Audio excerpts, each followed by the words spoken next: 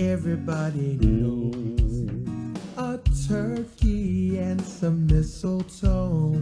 Yeah, every time I hear this song, Jay, what I wonder, Help is it still okay to say folks dressed up like Eskimos? Oh, because you have to. Well, I'm just saying. Well, you get canceled. That would mean you're assuming that because someone's an Eskimo, they dress a certain way. Someone, there's a bunch of different. Even thinking about those things. Yeah. 8:47. Good morning. Senator Joanne Brown was, she's in the Zoom room right now. She was just talking during commercial break and everything. She remembers she actually attended what used to be known as Barragata Junior High. Where was that, Senator? It's currently Entalon, the home of the Wildcats. Yeah, that's right. Yeah. In Barragata. And junior high back then was what, like 6th, 7th, 8th grade? Yeah, 6. Yeah. Well, no. Yes. Yeah, 6. Yes. No. 7, 8, and 9th grade. 7, 8, 9. 7th, 8th, 9th grade. Yeah. Freshmen used to go to middle grade, school. You went to high school. Yeah. Yeah. And then, of course, the fancy thing was like anybody who went to GCC just went to GCC because that's a school that you could smoke at. Yeah, I remember that. Yeah, that was weird. What were we thinking back then? And you can only go if you're a sophomore or higher. But that's the one that like so many people like after my freshman year. That was Votech, Jay. Yeah, I was like, where are you guys going? It's like, because you could smoke at school. Yeah. 8:48. Good morning, Senator. I wanted to bring you on because great job, and you guys did really, I felt, the best you could do with the information you were given at the Guam Memorial Hospital oversight hearing. Yes. Relative to a lot of their hiring. And, it's funny because there was actually a bunch of different topics on the agenda that I don't think you guys were able to get to because so much of the discussion centered around the hiring and the above-step recruitment, right? Yeah, I mean, a bulk of that was, but I'm hopeful that the speaker will call another follow-up because a number of the documents that had been requested had not been provided and certainly didn't give us an opportunity to review that prior to the hearing. So I think that was a bit unfair. So nevertheless, I'm hopeful the speaker will do a follow-up hearing with regards to those issues. Right. I saw that she did write to the Board of Trustees, and there was a little line in there where it said something like, no amount of marketing will restore the public's trust or something like that. I thought that was pretty clever. But I brought you on because this above-step recruitment has become quite the hot topic. And I saw one late last week, and I know I sent it all to you in advance, but I just want to share with the audience the information that we're able to uncover. And this came out of the Department of Public Health and Social Services. Notice of intent was sent on Friday by the spokesperson of DPHSS, Janela Carrera. It says, please see the notice of intent announcing above-step recruitment for a human services program administrator. DPHSS is announcing their intent to employ Ms. Crescinda C. Uggan as a human services program administrator at pay grade R, step 3, $70,690 per year in salary. This announcement is in compliance with Public Law 28-112, recruitment above step, section 5, transparency and disclosure. DPHSS also announced their intent to hire above step on their website at dphss.guam.gov, media and radio press release. So, of course, right away when I saw this above step recruitment, which is for a very familiar name, it's actually for a sitting cabinet member. Crescinda C. Uggan is the sister of Adelube Chief of Staff John Jr. Calvo and the daughter of the head of the Civil Service Commission. And she's also currently a deputy director for the Department of Youth Affairs. And so just right off the bat, I just found it very concerning that our GovGuam employees, or anybody for that matter who's applying for these positions, now find themselves competing with cabinet members for these classified positions. And so I had sent a bunch of requests for comment, Senator, one to Adelube Press Secretary Crystal Paco San Augustine, and I asked her, is Crescinda Uggan still the DYA deputy? And the response from Adelup, this is official from the communications director. Crescinda Uggan has expressed her intent to continue public service to our island's youth in a different capacity. In accordance with DOA rules and regs, she has applied as the Human Services Program Administrator for the Department of Public Health and Social Services as part of their newly established Division of Children's Wellness. This is an ongoing process, and no final actions have been taken. At this time, she remains the Deputy Director at DYA. And then, kind of like the cherry on top of all this, Senator, is I don't know if you recall during the GMH oversight hearing, but one of the faces that was missing during that oversight hearing, which I thought was pretty crazy, given that the whole hearing was about above-step recruitment and personnel and HR, was the HR guy for the Guam Memorial Hospital, Tony Uggan, who we found out in that hearing is actually detailed to the Department of Public Health and Social Services as their HR person. And so you see... I recall that. I recall that question being raised at the hearing. Yeah, and I think, I don't know which one of you senators asked Lillian, but the hospital administrator said, oh, yeah, he's over there because, we help out public health and they help us out. And so everybody helping everybody. And we help you get above these steps and then send you on your way. But obviously, to me, when I look at this, Senator, I just see all kinds of problems with it. I do. First of all, there's Adelup telling us that this action is not final, even though public health has publicly put out a notice that they intend to hire the deputy director of DYA. Go ahead. Yeah, go ahead. It's like a lot of times being spent definitely on the PR of trying to explain actions that obviously are very questionable. I mean, it just shows nepotism is alive and well. And if you're with the right group and the in-group, your path is paved with gold to employment in this government. And we're seeing, and we saw from the very beginning, Chris, of this administration, one of the first things they did before they did anything else was raise the salary of a number of positions in the directorships throughout the government of Guam. That was the very first action. And here we are, 3 years into this process. And this is becoming, I'm familiar with some agencies, but obviously, we're starting to hear and see these happening in other GovGuam agencies. And I really feel for, other employees, other applicants that perhaps are qualified, that simply want a fair opportunity. I mean, we want to believe that that there is a process and that everyone is given an equal opportunity to apply, be considered, particularly if they have the credentials for these positions. But right now, it seems like the main mission is to hire as many of their people as they possibly can, particularly those that are related and very closely connected to this administration, and put them in classified positions throughout the government, regardless of anyone else trying to apply for these positions. And I really think that sends out the wrong message and the wrong priority. I mean, when people are running for office, as this administration, as everyone you hear running, as you'll hear next year in the election, we're here to serve you, my people of Guam. We're putting ourselves up because we want to do good for our people. And please elect me to office. And yet what we're seeing now is, is that the real priority? It seems the priorities are not in the right place, particularly with regards to hiring, because we're hearing this, from one department to the other department. And then not only are they being hired in these classified positions, you hear this now is very common about above step hiring, that, we've got to raise the salary. And I don't know how many others would have applied for this position or would have had the experience or credentials and may even have already. Let me tell you, Senator, and it's kind of the evolution of this. Let me just tell you the evolution of this. So, I mean, if this was a position that was being filled by the average Joe or Josefa Cruz, Adelup would not have got involved. But, because I saw that it was the chief of staff's sister who was being recruited above step, I did send it to the chief of staff, John Jr. Calvo, and asked him, hey, do you got a statement? And he said, oh, no, we're going to defer to no statement. We're going to defer to DOA and public health. So I then rang Janella Carrera, who had told me that there were a few other applicants for this position. And she had also sent me a statement, which I'm going to just go ahead and read out to you. It has been the intent of public health to recruit a human services program administrator, and Ms. Uggan was initially selected.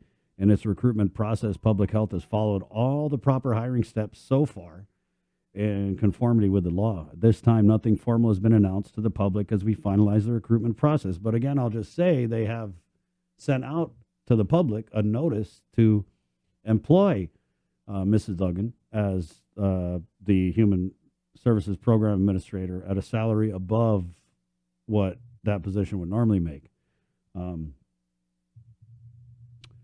So I'm just not even sure where to start with this. And then you have that her husband is actually the acting HR of public health as we speak. Yeah, I think, Chris, we can agree. It just, on the face of it, looking at the information provided, it just really sends out the wrong message to the public. And certainly the fact that, we're hearing this almost weekly about these issues with regards to above step recruitments and the connections that individuals are getting who are being hired. Particularly for someone to step down from a cabinet position if they're unclassified into a classified position. That sounds to me like they're making sure they're getting taken care of at the expense of, as you said, it could be Josefa Cruz or anyone else out there in the community. And we just bring that name up as an example, that would have and would want the equal opportunity to apply, particularly if they have actual background in this area, have worked in this area and have experience. And it almost seems like the merit system is something that really, it's becoming a joke these days with regards to having credentials for these positions. I mean, of course, if a position is hard to, as we mentioned in the hearing for the hospital, if you're hiring someone that is a doctor, for example, and of course, I mean, when they have those specialized skills and they have that expertise, then of course, looking at addressing proper compensation, we understand because we're in competition, not just on Guam, but other parts of the world for that skill set.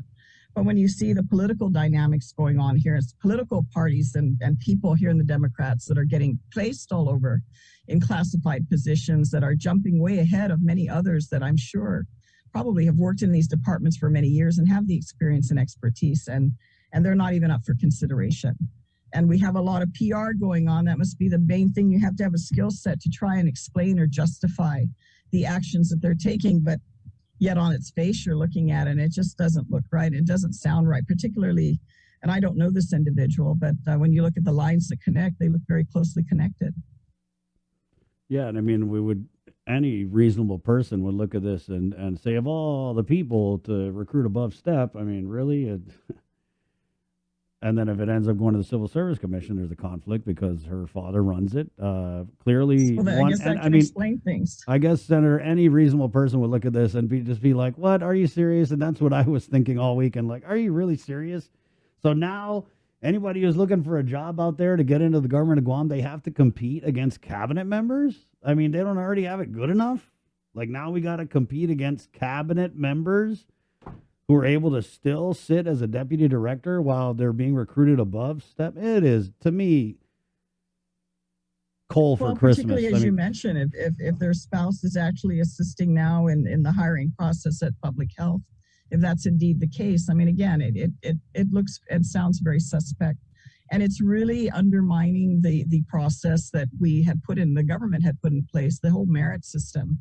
If this is how people are getting in these days, the other employees in the government of Guam, like I said, that have been working in these positions for many years that may want to apply, they're put at a tremendous disadvantage if they're not even being given consideration because they're not in the in-group. They're not part of the selective group that a lot of these incredibly special accommodations are being made to not only hire, but then hire at positions, for compensation far beyond what is available. And I'm sure there are other people that could have applied for this position, and I hope they did. But, if they're not even considered because they don't have the right name, they don't have the right connections, it's really an outright abuse of the process. It's a tremendous outright abuse of the process of hiring in the government of Guam. Senator, so, I mean, we know how it looks, right? Just outside looking in, especially given that there have been examples of abuse of the process as recently as that Guam Memorial Hospital oversight hearing. But what about what the government says? Crystal Pacos and Augustine again, saying that, Ms. Uggan wants to pivot a little bit in her public service career. Janela Carrera saying that, hey, we've followed all the rules so far. So what do you respond? What's your response to that we have? Well, I mean, if they're following the rules, whose rules are they following? Are they following the rules of the merit system or the rules of their own doing and their own, with which they have control over at the moment? And then coming back to justify, I mean, if this Uggan was a classified employee who had worked in public health for many years and, she decided, hey, and we've seen that. You saw that with Linda Norcy. She was a classified employee who stepped up to holding a directorship. Yeah, And if they choose look what to they go did back to her. to that, well, if I'm just giving an example, if Yeah. they come from many years of experience in that agency, and if they choose to go back, for example, maybe they find that being in the cabinet isn't their cup of tea, and they said, hey, I want to go back to my job security, my classified position, then maybe people could understand that, say, well, she was a classified employee.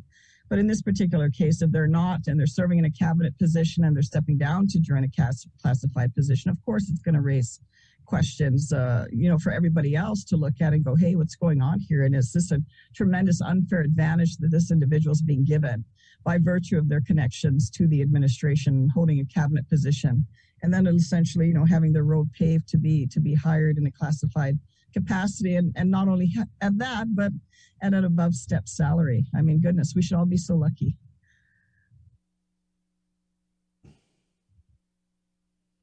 That's not the case, though. That's not the reality for many of our people out there.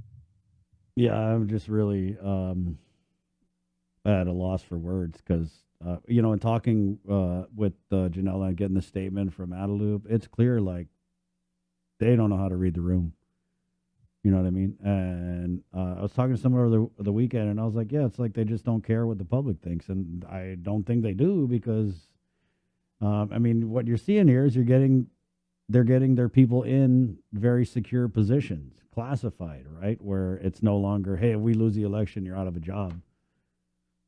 But I want to ask, Senator, just before we go on, I want to ask because, in talking with Janella in public health, she had said that it was almost a natural transition for Ms. Uggan to take this position because she's already the deputy of DYA. And remember, DYA oversees CPS.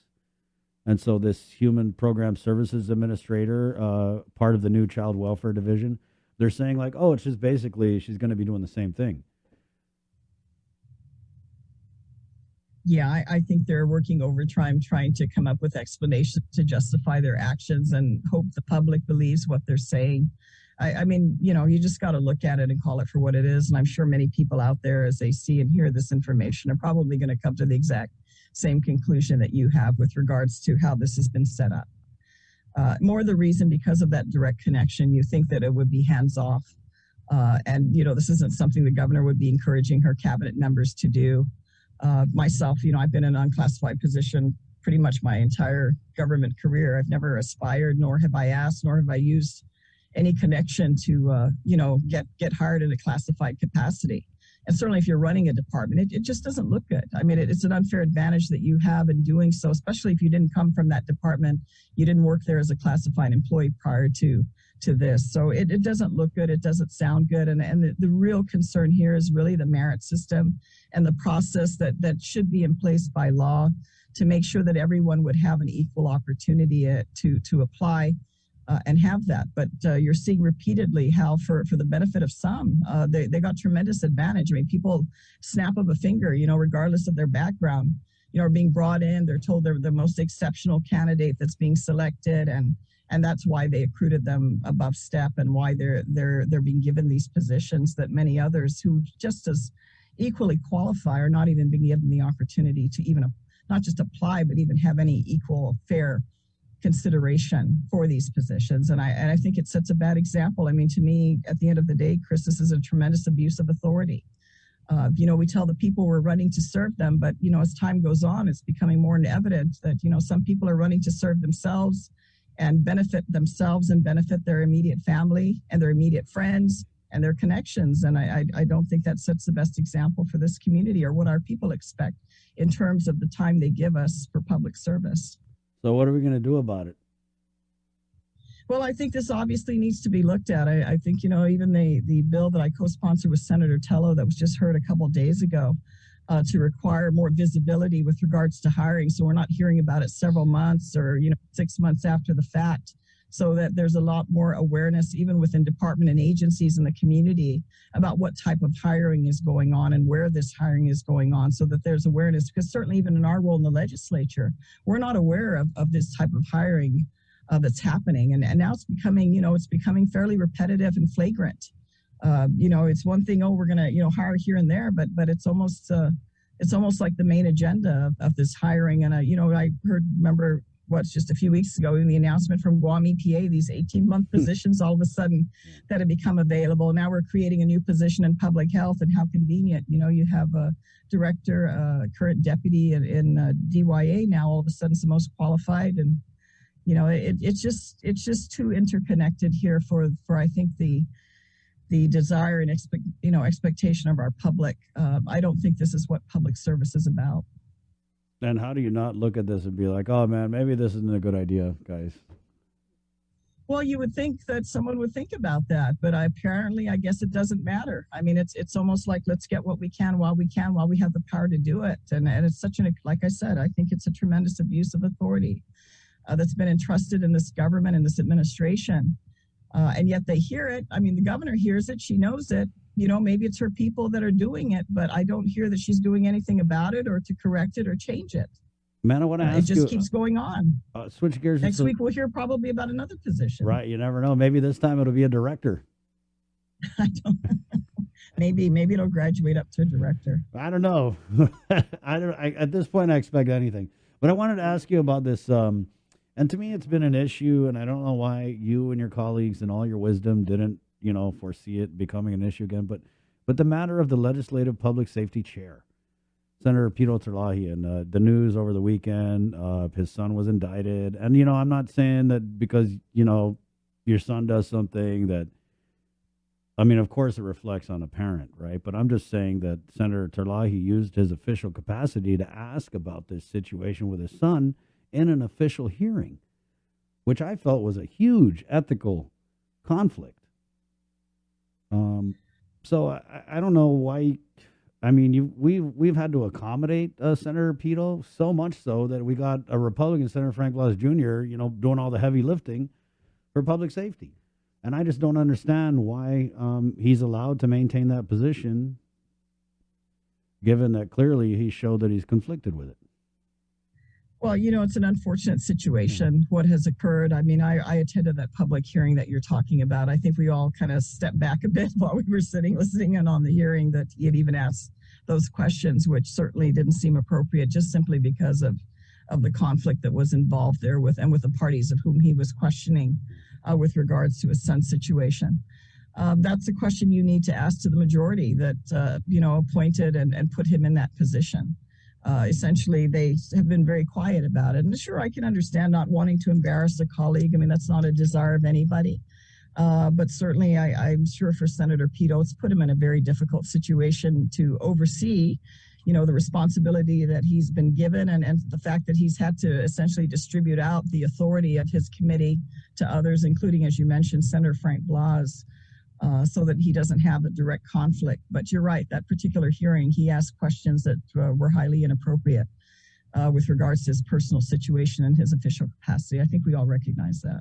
I also wanted to ask you, it's kind of relevant to Senator Pito because I saw that he had come out with a statement about this cockfighting issue. I don't know if you heard about this whole cockfighting issue, Senator, but there's a little bit of an issue with it. Yeah, right. So anyway, I had Wayne Pacelli of Animal Wellness Action on the show Friday, and he was kind of raising the red flag about operations up at the Dome, which are set, I think, to begin next weekend. Or anyway, so it was like a fight card that had all like the dollar amounts and all that stuff. And I had raised the point about, what about the leakage of revenue?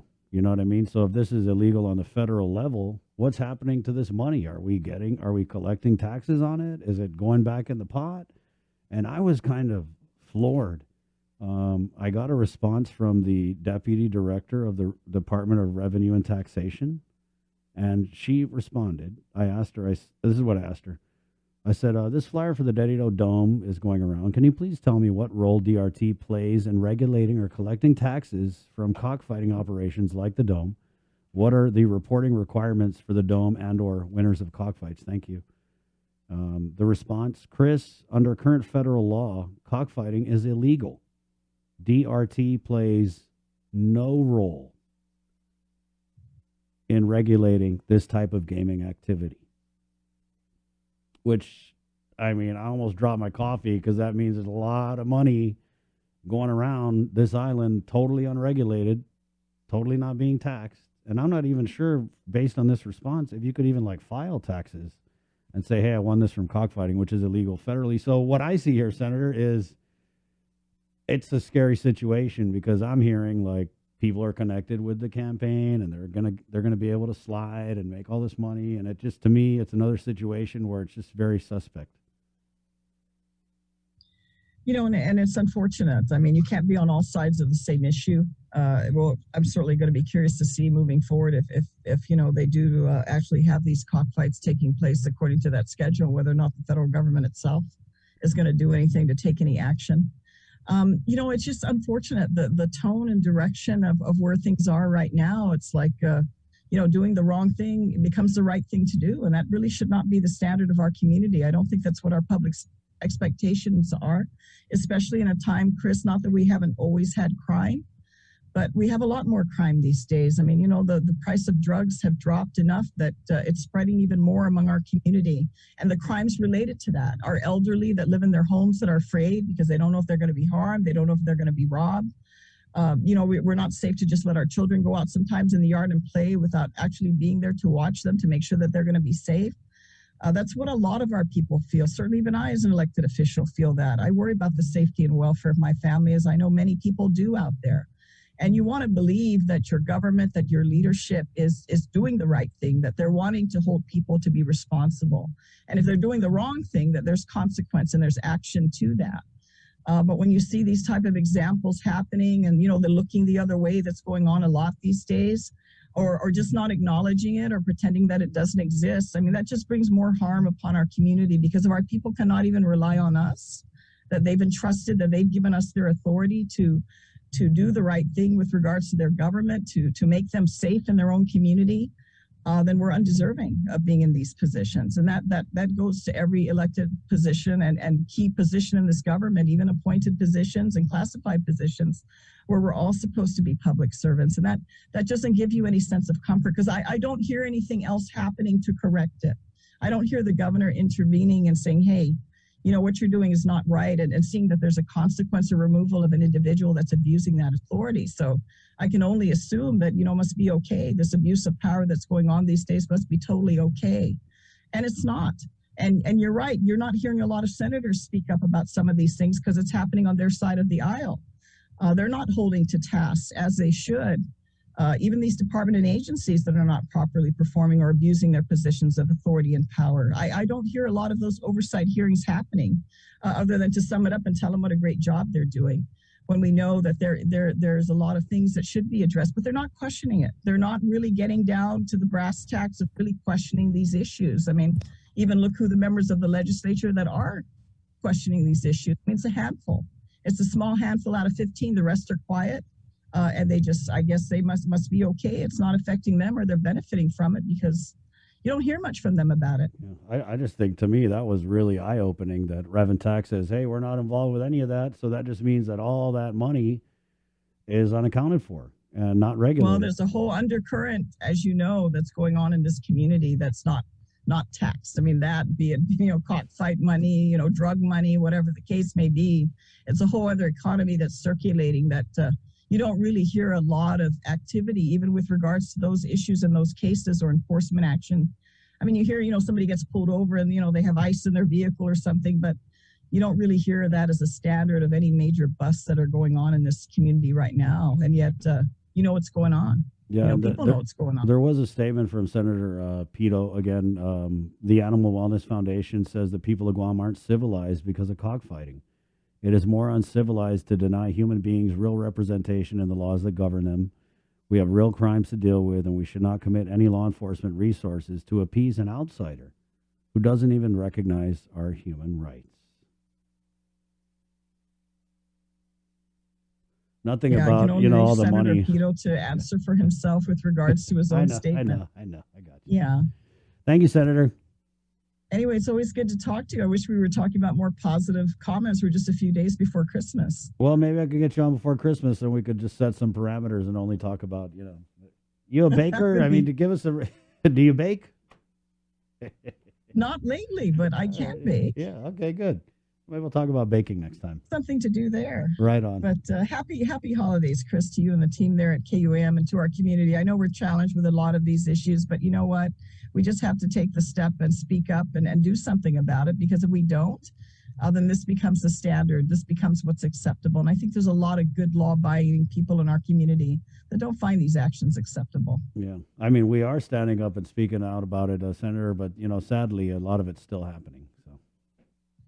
Well, if we just keep doing what we're doing, I mean, the people of Guam, the power's in their hands, as it always is. And, we got an election year coming up. They get to make those decisions. Thank you, Senator Brown. Merry Christmas. It's 9:17. Let's head up to the CNMI after the break and get our regional news update with Tomas Maglotnia from the KUAM News Team next, right here on The Link. Breeze 93. Let's celebrate the holidays together. Join KUAM and our village mayors for our virtual Christmas lights parade on Christmas Eve and Christmas Day. We'll take you on a tour around the island to see how each village is making spirits bright. We'll also have some holiday performances and messages from families and troops across the globe. Grab your eggnog and hot chocolate and let's celebrate together. Airing on Christmas Eve at 1